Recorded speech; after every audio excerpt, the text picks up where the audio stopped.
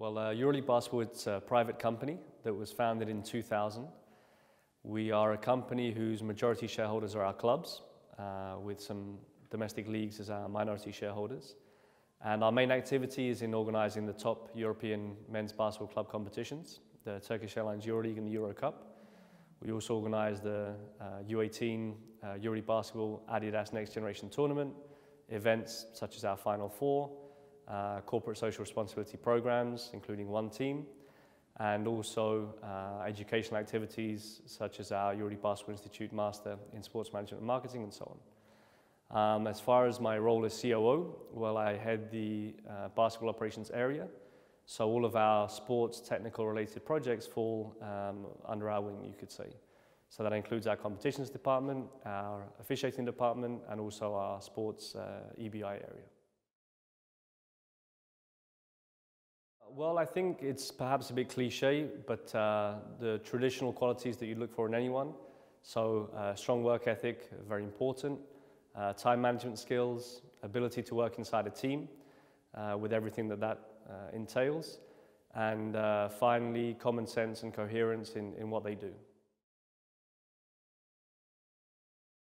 Well, I think anyone's individual development is always a combination of their academic foundations together with practical experience.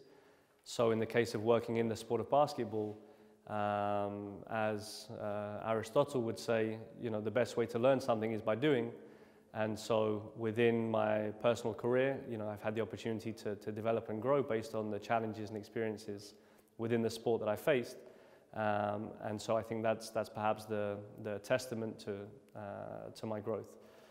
As far as the sport itself goes, my passion comes from childhood, visiting family in Spain, and my cousin who was a big basketball fan, so it all began there really, and so it was always a goal or a dream, even though my academic path followed a completely different one, and so I didn't think I'd be here today working as I am in the sport.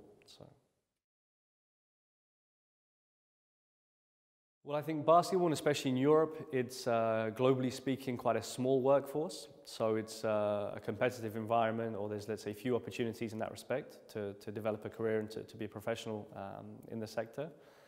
At the same time, it's also a very dynamic sport. So it requires, I think, people who have an open mind, willingness and ability to change, and perhaps not so suited to people who have a more conservative or traditional mindset in that sense. Good question. I'd have to say probably spend more time and energy listening than talking. It's also a cliche, you could say, but you never really learn anything when you're talking, and yet what you can grow, develop and improve by listening is something that I think we can all take away regardless of our role, our organization.